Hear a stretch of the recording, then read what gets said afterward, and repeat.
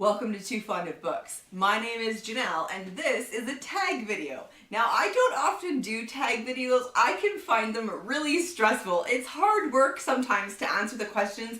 It requires a lot of research, and in the end this one turned out to be like that, but I did ultimately enjoy doing this tag. This is the Miss Marple book tag. Now you can see immediately why I was attracted to this one. If you've watched my channel for any length of time, you know that I love Agatha Christie. So when I saw a tag that was the Miss Marple book tag, you know, I had to look into it. This was created by James Holder, and I will link to his original video below. And I was tagged by Berna from Berna's Bookish Adventures, and I'm going to link her channel below as well. She is fantastic. She's one of my favorite booktubers to watch. Berna is from Turkey, and I just love her videos. She does a lot of tag videos.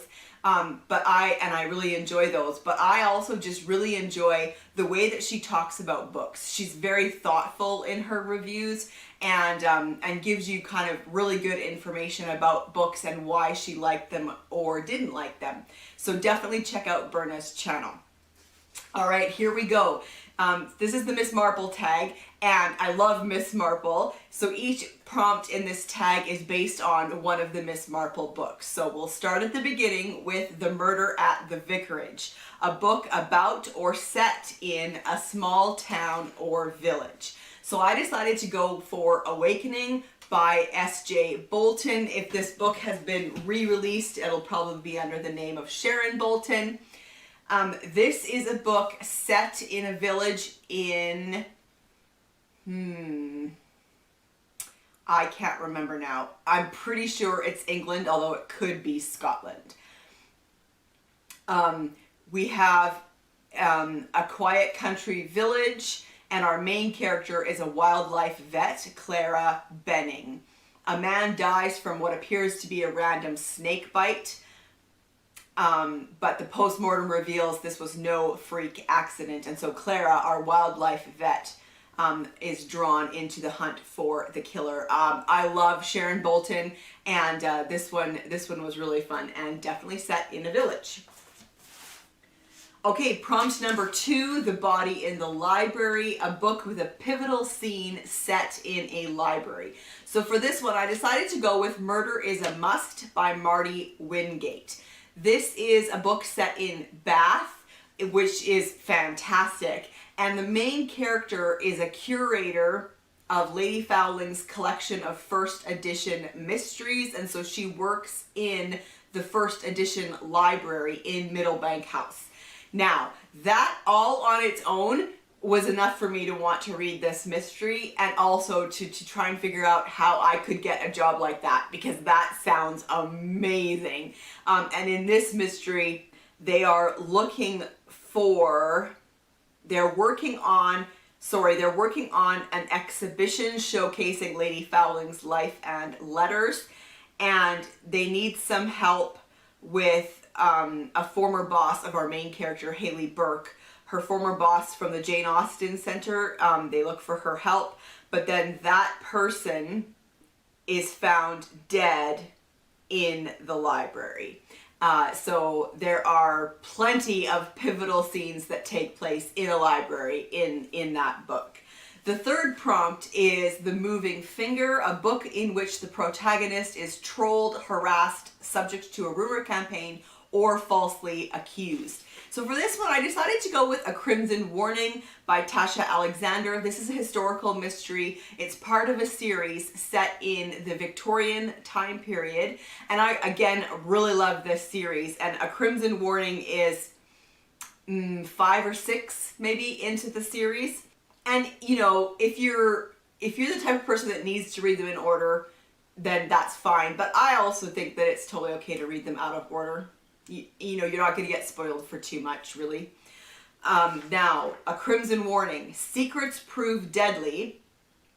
Some very prominent people in London are waking up to find their doorsteps smeared with red paint, the precursor to a revelation of a dark secret and worse by someone who enjoys destroying lives. So that one is definitely the protagonist, but also a lot of other people in this book are harassed and accused,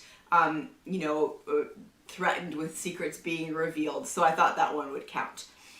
The next prompt is A Murder is Announced, a book in which there is a sympathetic depiction of a Marxist or equivalent.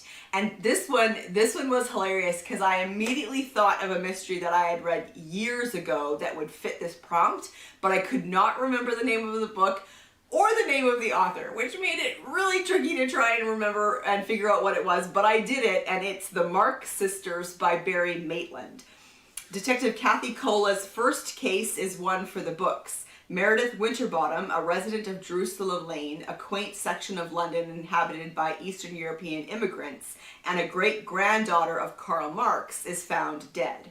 Was she the victim of greedy real estate developers, or was she killed for the politics of another age? When a second Marx sister is killed, David Brock, Chief Inspector of Scotland Yard, is brought in to help. As Cola and Brock delve into the Lane's eccentric melting pot, they find unpublished letters from Marx to Engels, a possible fourth volume of Das Kapital, an endless list of shady suspects, and a plot to end Kathy's investigating days for good. So yeah, I remember that one had connections to Marxism and, actual family members. And I remember enjoying it, but I don't remember much else, so I actually put it on hold at the library so that I can give that one a reread. The next prompt is for They Do It With Mirrors, which is an Agatha Christie that I'm actually reading right now. A book in which performance plays a major role. And for this one, I decided to go with Blackstone and the Balloon of Death by Alan Rustage. I read these books, and these are Victorian historical mysteries as well. Another really fun series. Though 500 people witnessed the murder, nobody knows who did it. On the face of it, this is the simplest murder Blackstone has ever had to solve. The entire audience at the George Theatre saw Charlotte Devereux stab William Kirkpatrick with a fake dagger. They gasped as he fell, but they gasped even more when they realized he was dead. How did the murderer manage to exchange the fake dagger for a real one? All right, next up is A Pocket Full of Rye, a book based upon or inspired by a nursery rhyme, fairy tale, myth, or other work of fiction. And so for this one, I decided to go with I Saw Him Die by Andrew Wilson. This is the fourth in his Agatha Christie mystery series. Agatha Christie is the main character. And in this one, she heads to the Isle of Skye in Scotland. And her and her friend John Davison needs her help to protect a retired British agent turned hotelier who has been receiving threatening letters. So they go up to his hotel, Dallock Lodge, on the Isle of Skye, and they are there as guests of the hotel. And then, of course, there is a murder. And the reason why I picked this one is because, like with a lot of Agatha Christie books, a nursery rhyme plays a big role in this mystery.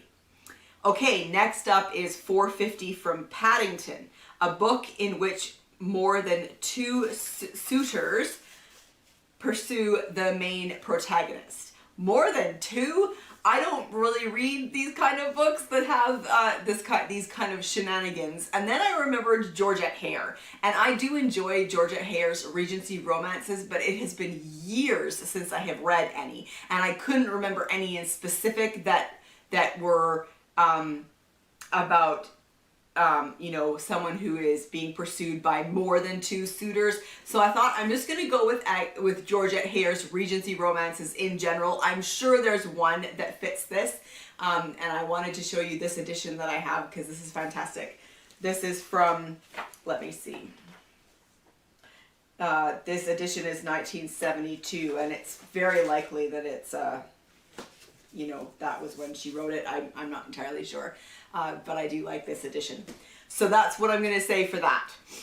Okay, The Mirror Cracked from Side to Side a book about a changing world. And so I decided to go with the trilogy from Flora Thompson, Lark Rise to Candleford. This is set in Oxfordshire at the turn of the 20th century. And so although the majority of this book is about remembering the past and not letting the past die, it fits because they have to do that because their world is changing so fast.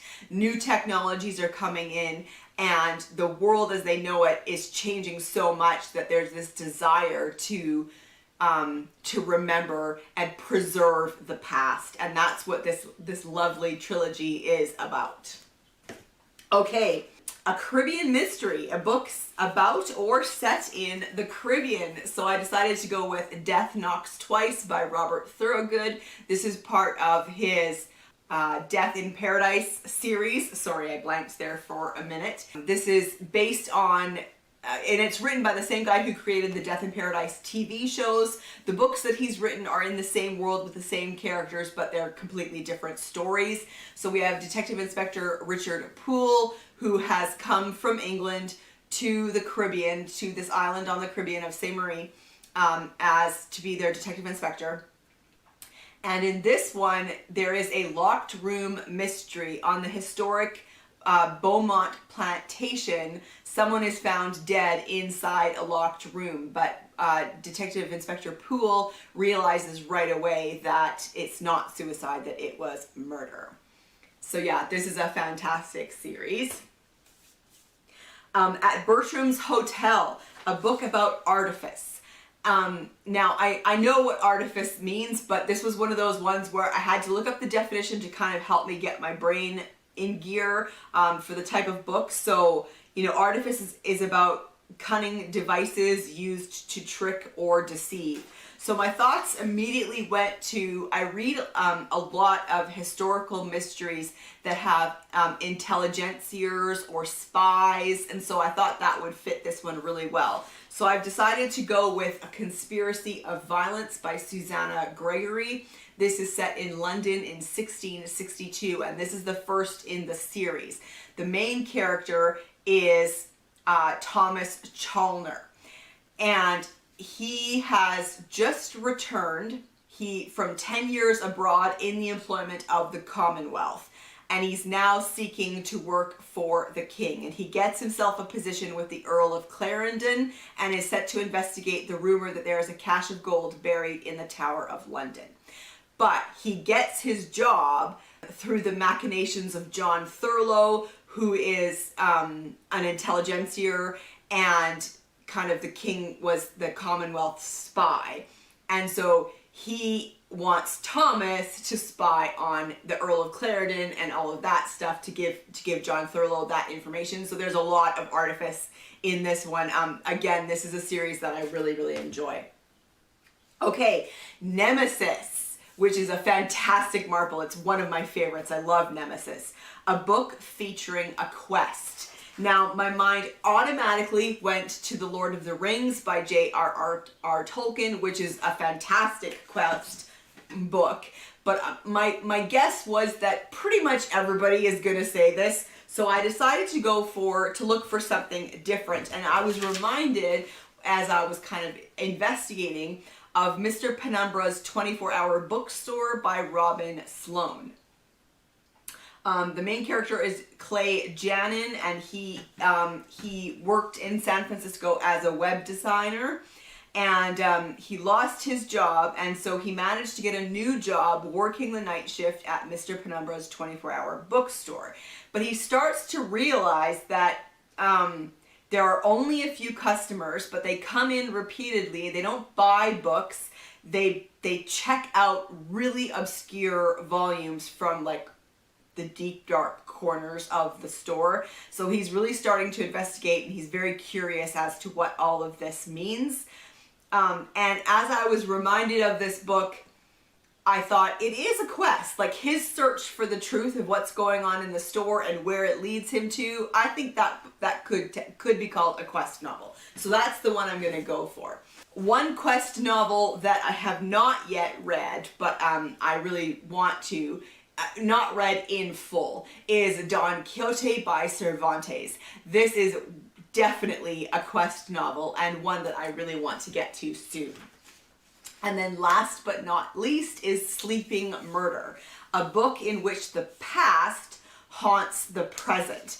And the minute I read that, I realized I had to choose a book from the Ian Rutledge series by Charles Todd, because the main character in that series is haunted by his past. The series takes place immediately following World War I. Ian Rutledge served in the war and is now back home working for Scotland Yard, but he is experiencing PTSD, and he is 100% haunted by events that happened during the war, and he needs to keep that a secret from his bosses at Scotland Yard, otherwise he will lose his job. The one that I chose to go for is Legacy of the Dead. I can't remember where this is in the series, 6 or 7 maybe, but this one, he ends up having to go to Scotland, and he has to encounter someone with a connection to the ghost that haunts him. So his past haunting his present is a huge part of this one in the series. So there you have it. Those are my answers for the Miss Marple book tag. Thanks, Berna, for tagging me. I'm really late to the game with this. I took a long time to answer it, so I'm not going to tag anybody myself. But if you have watched this video and enjoyed it and want to make a video, then I tag you. And also, just out of curiosity's sake, I'm going to choose one of these prompts to ask you. I'm going to ask you to answer, what is a book that you have read about a changing world? I think that's interesting. And or a book in which the past haunts the present. I would love to hear your answers to those prompts. And if you don't have a channel and you want to do this tag, go ahead and do it and leave it in the comments. I would love to read your answers to all of these prompts. I'm going to have the prompts listed in the description box to make it easier for you. And that's it. So I will see you for another video soon. Bye.